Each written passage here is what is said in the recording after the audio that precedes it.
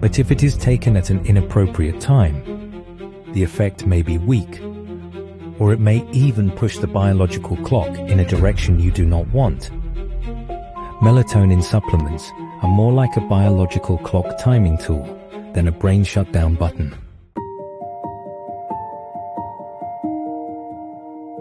Welcome back to Deep Sleep Health Lab.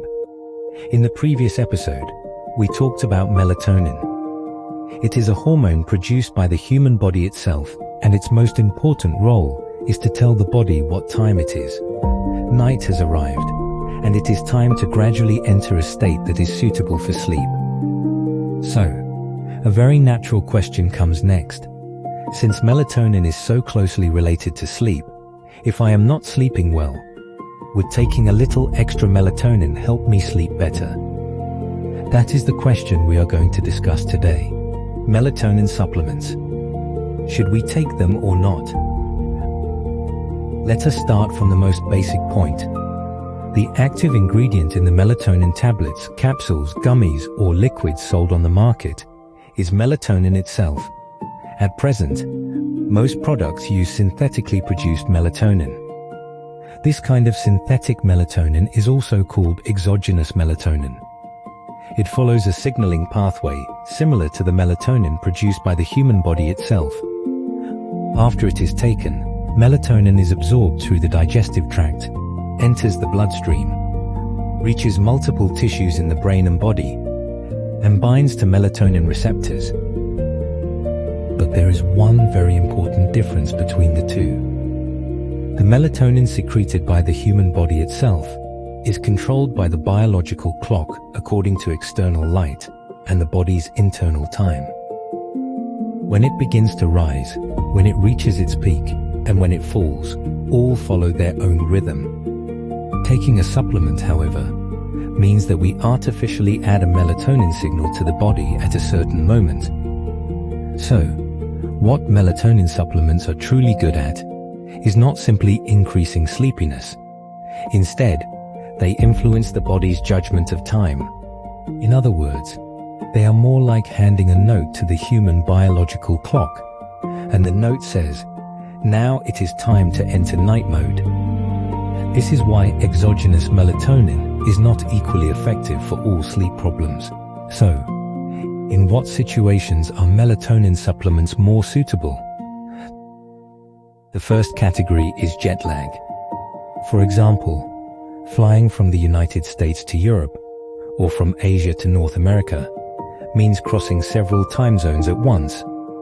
The local time may already be evening, but your brain is still running according to the original time zone. In this situation, melatonin, together with the right light exposure and schedule, can help the biological clock adjust more quickly to the new time zone. In simple terms, it can help you recover from jet lag faster.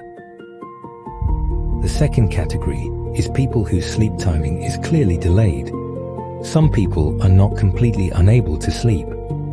Instead, they only truly feel sleepy at 2 or 3 o'clock in the morning every day, and then find it very difficult to wake up the next morning.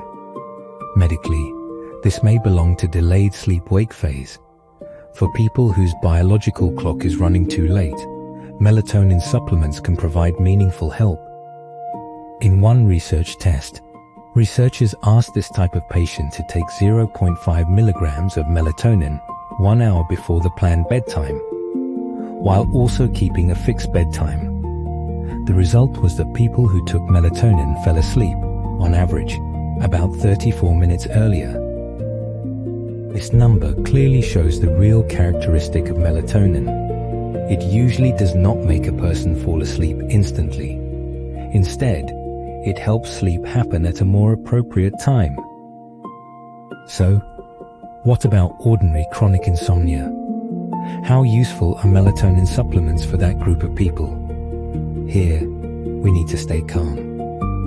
If a person has long-term insomnia because of anxiety, depression, sleep apnea, or long-formed unhealthy sleep habits, then simply adding melatonin will not solve the problem.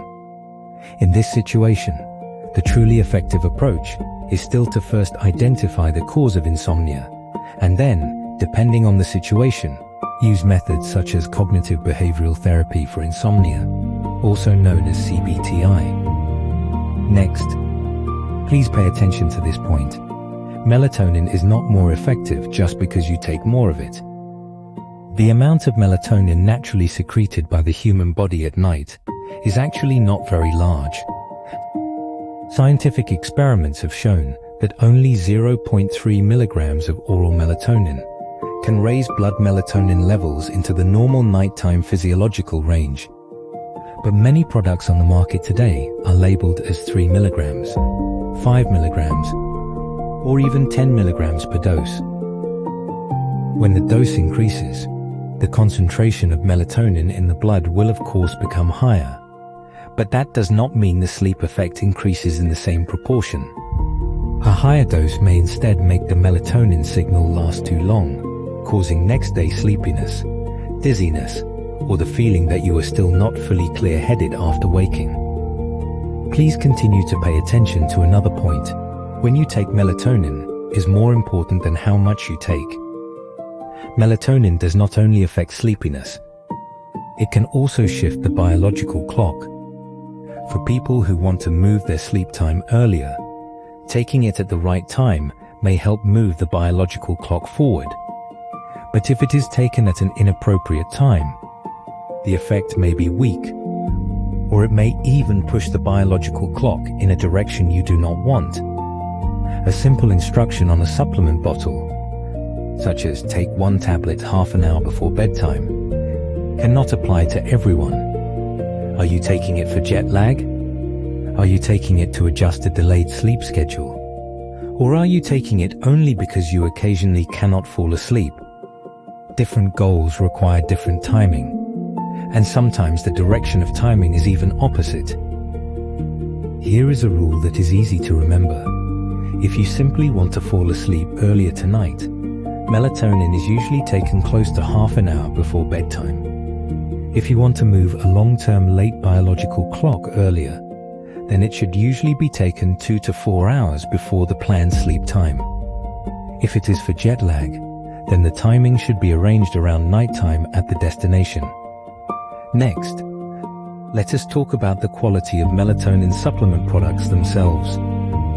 In the United States, melatonin is usually regulated as a dietary supplement, and it does not need FDA approval before being sold in the same way prescription drugs do.